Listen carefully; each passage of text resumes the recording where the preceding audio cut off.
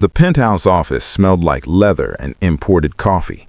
Marcus Chen sat behind a desk the size of a dining table, his phone pressed to his ear, his other hand scrolling through quarterly projections.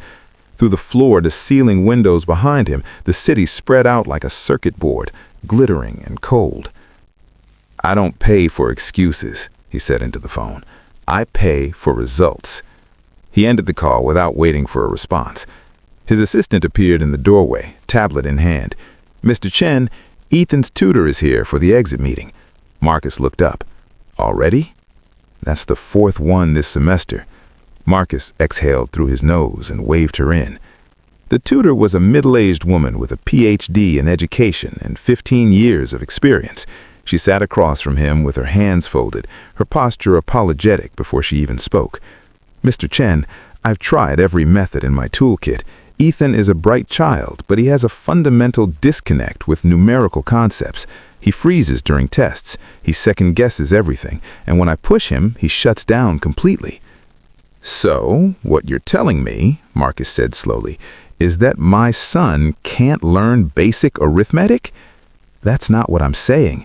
I'm saying he needs something I can't provide, a different approach, maybe a learning specialist, or I hired you because you were supposed to be a specialist." The tutor's jaw tightened. "With respect, Mr. Chen, I think the issue isn't just academic. Ethan is under enormous pressure. He's terrified of disappointing you." Marcus stood, signaling the end of the meeting. "Thank you for your time." She gathered her things and left without another word. Marcus stood at the window, looking down at the traffic below. Somewhere in this building, his 8-year-old son was probably staring at another worksheet, panic rising in his chest, wondering why numbers refused to make sense. Marcus didn't understand it. He'd built a software empire from nothing. Numbers had always been a language he spoke fluently. How could his own son struggle with something so simple? He returned to his desk and opened his email. There were 43 unread messages. He began typing responses, one after another, his fingers moving with mechanical efficiency. Downstairs, in the sprawling apartment that took up 2 floors of the building, Ethan sat at the kitchen table with his head down, a math test in front of him marked with red ink. He'd scored a 32. The previous week, he'd scored a 29. His nanny, Mrs. Kowalski, hovered nearby, her arms crossed. "You need to focus, Ethan. Your father is going to see that grade." Ethan said nothing. He traced the edge of the paper with his finger, his throat tight. Mrs. Kowalski sighed. "I'll make you a snack." She left the room, and Ethan sat alone in the vast kitchen, surrounded by marble counters and appliances he'd never seen anyone use. The apartment was silent, except for the hum of the refrigerator. He didn't hear the new housekeeper enter. She moved quietly, carrying a basket of folded linens. She was tall and lean, maybe in her late 40s, with gray threading through her black hair. She wore a simple gray uniform and soft-soled shoes that made no sound on the tile floor. She glanced at Ethan as she passed, then paused. "That's a lot of red," she said softly. Ethan looked up, startled. His eyes were wet, but he blinked quickly and looked away. The woman didn't move closer. She set the basket down and studied the test from where she stood. "Math?" she asked. "Yes." "What kind of math?" "Multiplication, division, word problems." She was quiet for a moment. Then she said, "Word problems are tricky. They hide the numbers inside sentences." Ethan looked at her, surprised. Most adults told him word problems were easy, that he just needed to try harder. "I'm Miss Lorraine," the woman said.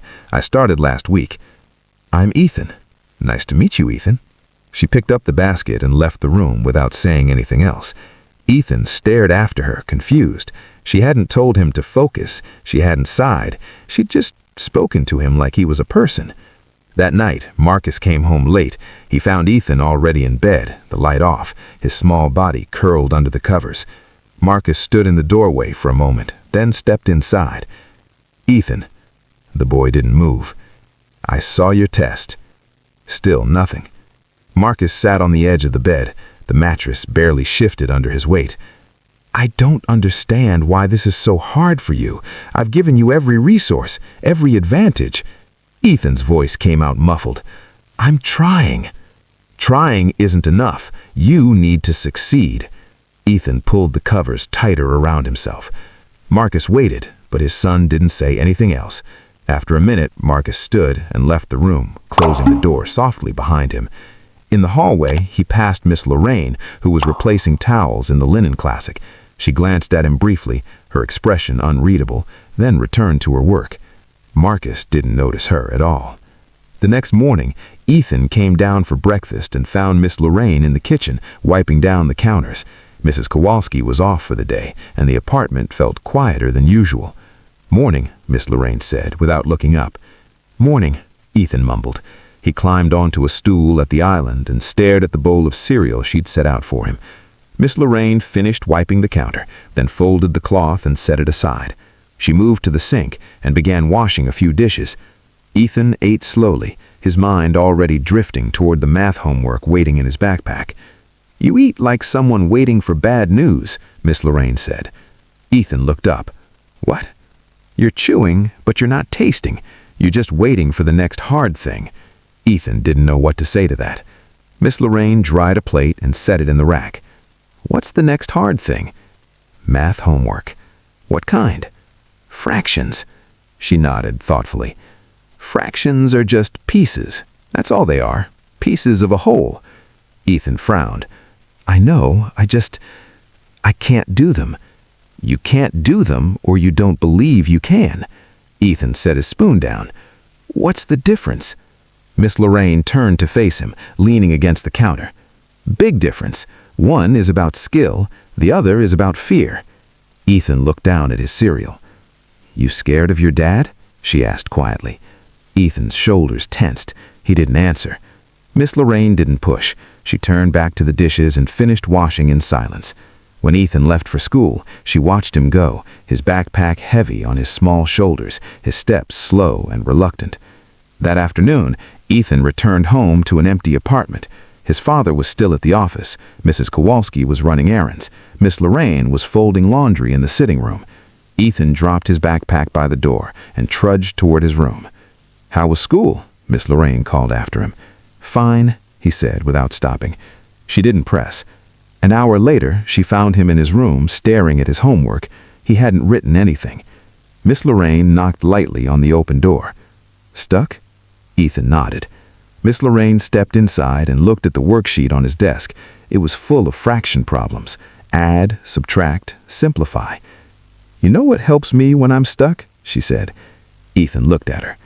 "I stopped thinking about it as numbers. I think about it as things I can see."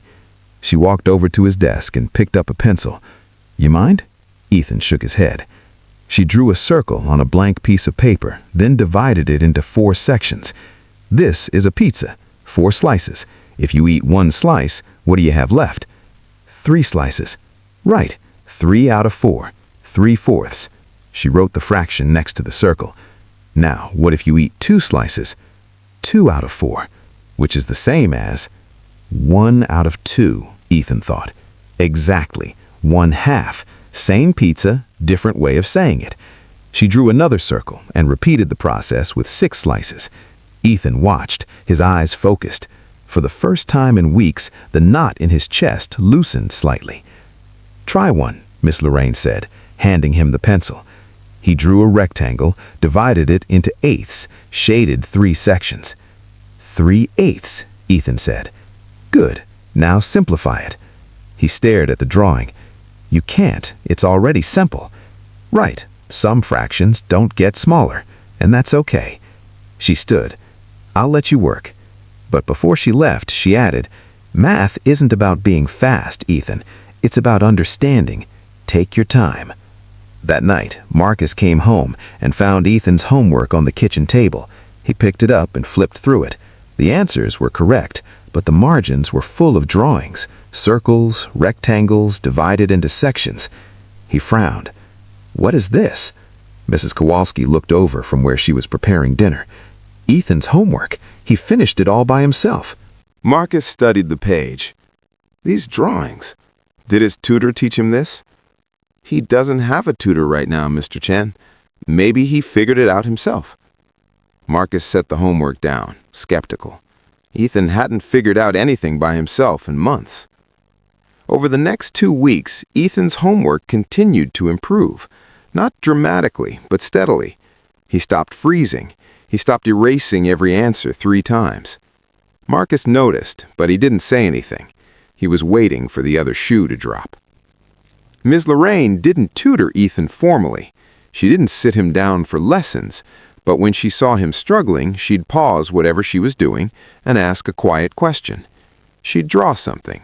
She'd reframe the problem. She never told him he was smart. She never praised him for things he hadn't earned. But she treated his confusion like it was reasonable, not shameful. And slowly, Ethan started to believe he could do it. But Marcus still didn't know. Mrs. Kowalski didn't notice, and Ms. Lorraine kept her distance, staying invisible the way good housekeepers were trained to be. It couldn't last. The call came on a Thursday afternoon. Marcus was in a board meeting when his assistant interrupted, her face tight with urgency. "Mr. Chen, Ethan's school is on the line. They say it's important." Marcus excused himself and took the call in the hallway. "Mr. Chen, this is Principal Whitmore. I'm calling about Ethan's midterm evaluation. His teacher has raised some concerns." Marcus felt his jaw tighten. What kind of concerns? His test scores have shown some improvement, but his methods are unconventional. He's drawing pictures in the margins. He's solving problems in ways that don't align with the curriculum. Mrs. Patterson is worried he's not learning the material correctly. His answers are right, aren't they? Mostly, yes, but the process matters, Mr. Chen. If he's learning shortcuts or non-standard techniques, it could hurt him in higher-level mathematics. Marcus closed his eyes and pinched the bridge of his nose. "What are you recommending?" "We'd like to bring in an educational consultant to assess his learning style, and we'd like to meet with you and whoever's been helping him at home." "No one's been helping him. His tutor quit." There was a pause. "Then who taught him these methods?" "I don't know. I'll find out." He ended the call and stood in the empty hallway, his mind racing. Someone had been working with Ethan. Someone he hadn't hired. Someone who wasn't following the curriculum. When he got home that evening, he found Ethan at the kitchen table, working on homework. Ms. Lorraine was nearby, polishing silverware. "Ethan," Marcus said, "who's been helping you with math?" Ethan froze. His pencil hovered over the page. "No one." "Don't lie to me." Ethan's face flushed. He looked down. Marcus walked closer, leaning over the table to see what Ethan was working on. The page was covered in drawings, circles divided in sections, bars shaded in fractions. "Where did you learn to do this?" Ethan didn't answer. Marcus turned to Ms. Lorraine. "Did you teach him this?" Ms. Lorraine set down the cloth she'd been using. Her expression was calm. "I helped him understand a few things." "You're not a tutor." "No, sir, I'm not." "Then why did you interfere?" "I didn't interfere. I answered his questions." Marcus's voice rose. "You're not qualified to teach him. You're not a professional." Ms. Lorraine met his gaze evenly. "I didn't teach him a curriculum, Mr. Chen. I taught him how to see. That's all." "That's all?" Marcus repeated, his tone sharp. "His school called me today. They think he's learning things the wrong way. They want to bring in a consultant because someone, you," he gestured at her, "decided to step in without permission." Ethan's eyes were wide, his breathing shallow. "Dad, please." "Go to your room." "But now." Ethan grabbed his homework and fled. Marcus turned back to Ms. Lorraine. "I hired you to clean, not to teach. If you can't respect that boundary, we'll need to reconsider your position here." Ms. Lorraine didn't flinch. She folded the polishing cloth slowly, deliberately. "With respect, Mr. Chen, your son was drowning. I just gave him something to hold on to. You're not his parent. You're not his teacher. You're staff." I know what I am." Marcus stared at her, his jaw tight. Then he turned and walked out of the kitchen. Ms. Lorraine stood alone in the quiet room, her hands still. She took a slow breath, then returned to her work. Ethan didn't come out of his room for the rest of the night. The next morning, Mrs. Kowalski pulled Ms. Lorraine aside in the hallway. "What were you thinking? You don't get involved with the family. You do your job and you stay invisible. That's how you keep a position like this." Ms. Lorraine adjusted the vacuum she was carrying. "He needed help." "That's not your job." "Maybe it should be someone's job." Mrs. Kowalski's face hardened. "You're going to get yourself fired, and when you do, don't expect a reference." Ms. Lorraine didn't respond. She moved past Mrs. Kowalski and continued down the hallway. But the damage was done. That afternoon, Marcus hired a new tutor, a man named Dr. Raymond with a PhD in cognitive development and a reputation for working with high-pressure families. He arrived with a leather briefcase and an air of unshakable confidence. "Mr. Chen, I've reviewed Ethan's file. He's a classic case of learned helplessness compounded by performance anxiety. We'll need to start from scratch, rebuild his foundation using evidence-based methods." "How long will that take?" 12 to 16 weeks, possibly longer if the unorthodox methods he's been exposed to have created bad habits." Marcus nodded. "Start tomorrow." Dr. Raymond began working with Ethan the next day. His approach was structured, methodical, and entirely devoid of warmth. He didn't draw pictures. He didn't ask Ethan how he felt. He presented problems, explained algorithms, and expected compliance. Ethan's progress stalled immediately. Within a week, he was back to freezing during lessons. His answers became hesitant.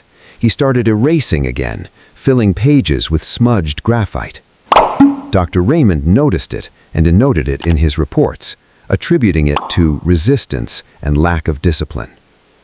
Marcus read the reports and felt a familiar frustration building. Ms. Lorraine saw it too. She saw the way Ethan's shoulders hunched when Dr. Raymond arrived. She saw the way his face closed off, the light in his eyes dimming. But she didn't interfere. One afternoon, she found Ethan sitting alone in the sitting room, staring out the window. His homework was untouched beside him. She paused in the doorway, holding a basket of clean linens. "You okay?" she asked quietly. Ethan shook his head. She set the basket down and walked over, sitting in the chair across from him. "What happened?" "Dr. Raymond says I'm doing everything wrong. He says the way I was learning before was bad, that it'll hurt me later."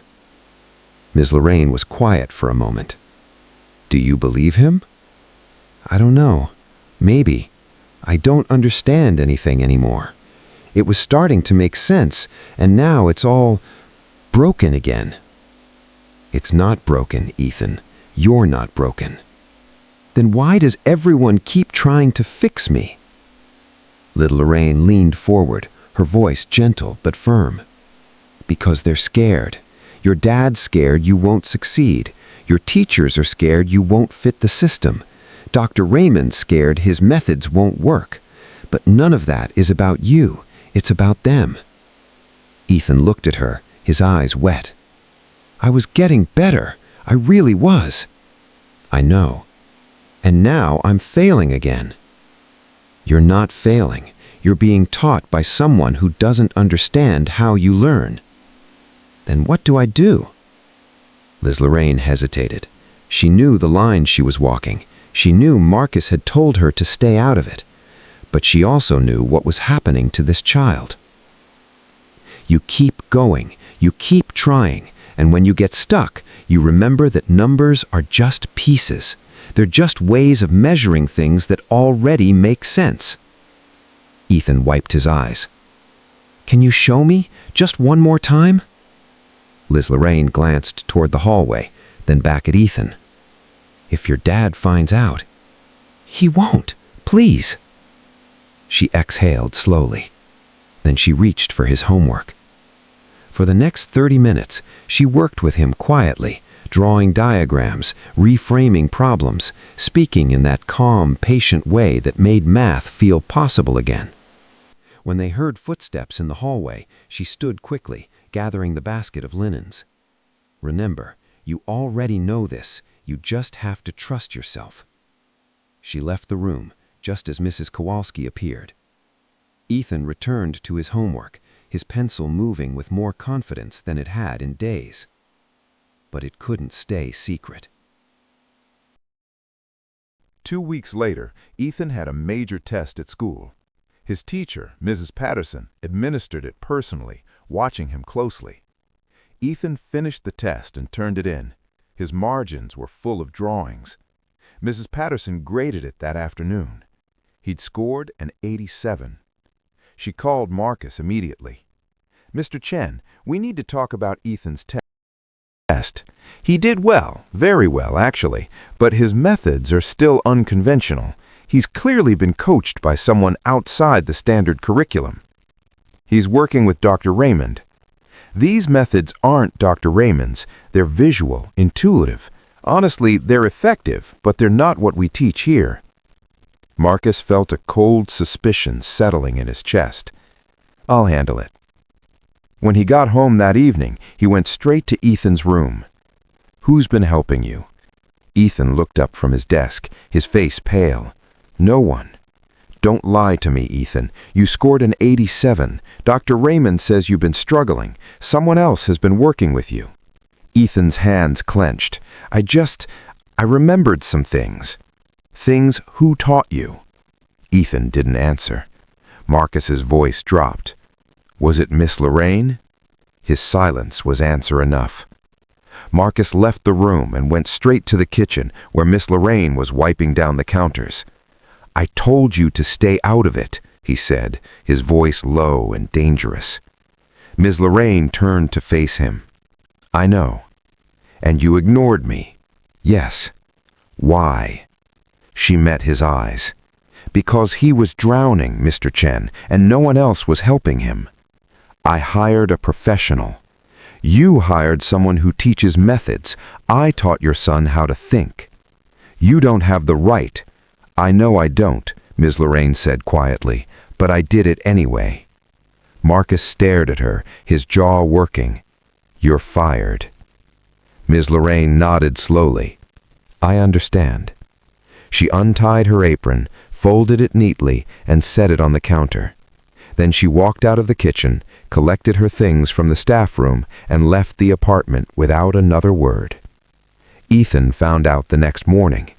He didn't cry, he didn't yell, he just went very still, his face pale and empty.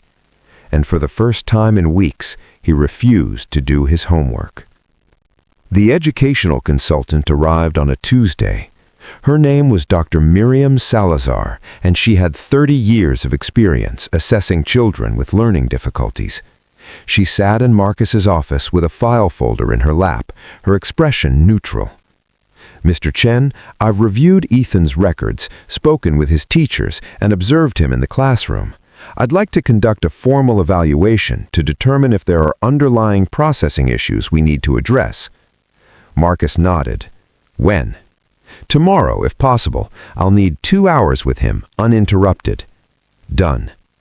Dr. Salazar tilted her head slightly. "I also want to understand his recent improvement. His teacher mentioned unconventional methods. Do you know where he learned them?" Marcus's jaw tightened. "A former staff member helped him." "Are they still involved?" "No." "That's unfortunate. Sometimes the right relationship can unlock a child's potential in ways formal instruction can't." Marcus didn't respond. The next day, Dr. Salazar sat with Ethan in a quiet room at the school. She gave him a series of tests, pattern recognition, logic problems, memory tasks. Ethan worked through them silently, his pencil moving slowly. When she asked him to solve a set of fraction problems, he hesitated. "Can I draw?" he asked. "Of course, however you need to solve them." He drew circles, divided them into sections, shaded portions. Dr. Salazar watched without commenting. When he finished, she collected the papers and thanked him. "Ethan," she said as he stood to leave, "who taught you to draw like that?" He looked down. "A friend." "Your friend is a good teacher." His throat tightened. He nodded and left the room. That evening, Dr. Salazar met with Marcus in his office. "Mr. Chen, Ethan doesn't have a learning disability. He has high anxiety, mild perfectionism, and a learning style that's more visual and conceptual than procedural. He needs patience, not pressure, and he needs someone who can teach him in a way that aligns with how his brain processes information. Dr. Raymond is excellent for children who respond to structure. Ethan isn't one of those children." She paused. Whoever was helping him before understood that. They gave him tools that made sense to him. That's why he improved. Marcus leaned back in his chair. "So what do I do?" "You stop treating his education like a problem to solve. You start treating it like a relationship to build." "I don't have time to." "Then find someone who does, but it needs to be someone Ethan trusts, someone who sees him, not just his test scores." Dr. Salazar left, and Marcus sat alone in his office, staring at the report she'd left behind. For the first time in months, he felt something close to shame. That night, he went to Ethan's room. His son was lying in bed, staring at the ceiling. Marcus sat on the edge of the mattress. "Dr. Salazar says you're doing well." Ethan didn't respond. "She says you just need the right kind of help." Still nothing. Marcus hesitated. "She also said the person who was helping you before was doing a good job." Ethan turned his head slightly. "Then why did you fire her?" Marcus didn't have an answer. Ethan turned back towards the ceiling. "She was the only one who made me feel like I wasn't stupid." The words hit Marcus like a punch to the chest. He sat there for a long moment, his hands resting on his knees. "I'm sorry," he said quietly. Ethan's eyes filled with tears. "I miss her." Marcus closed his eyes. "I know." He stood and left the room, his chest tight. The next morning, Marcus made a call. Ms. Lorraine answered on the third ring. "Hello?" "Ms. Lorraine, it's Marcus Chen." There was a pause. "Mr. Chen, I need to speak with you, in person." "I don't think that's... Please." Another pause. "When?" "This afternoon. I'll send a car." Ms. Lorraine arrived at the apartment at 3 o'clock. She was wearing the same gray uniform, her posture calm and composed. Marcus met her in the sitting room. He gestured to a chair. "Please." She sat, her hands folded in her lap. Marcus remained standing, his back to the window. "I spoke with the educational consultant. She said Ethan doesn't have a learning disability. She said he just needed someone who understood how he learns."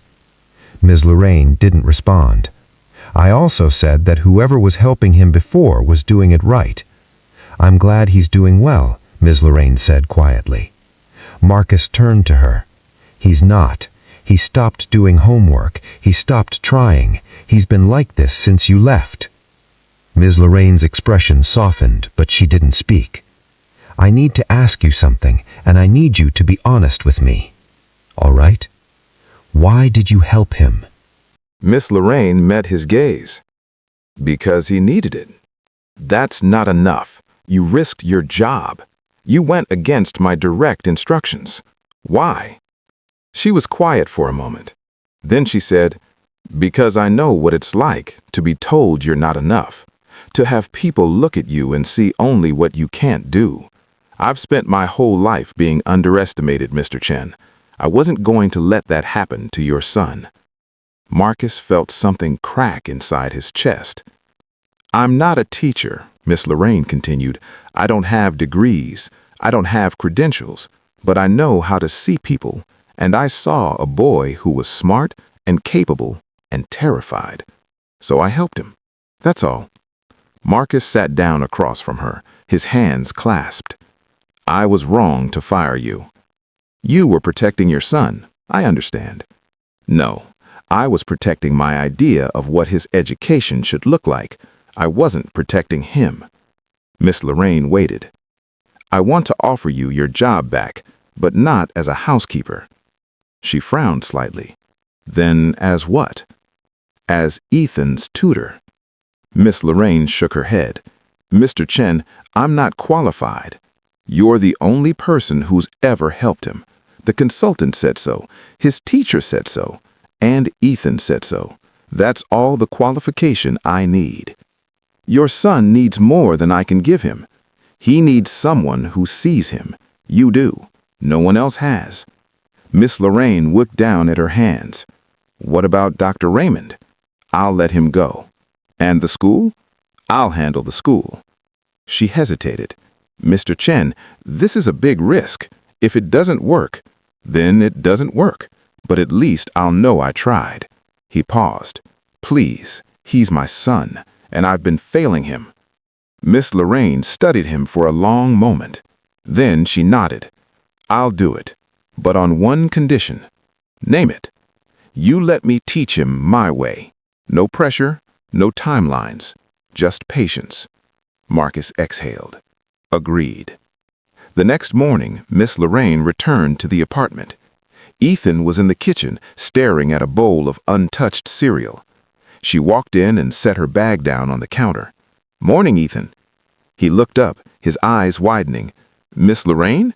She said, Your dad asked me to come back, said you might need some help with math. Ethan's face crumpled.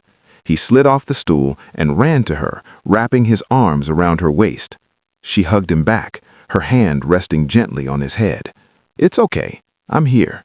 He didn't let go for a long time. Over the next 3 months, Miss Lorraine worked with Ethan every afternoon. They didn't follow a curriculum. They didn't use standardized methods.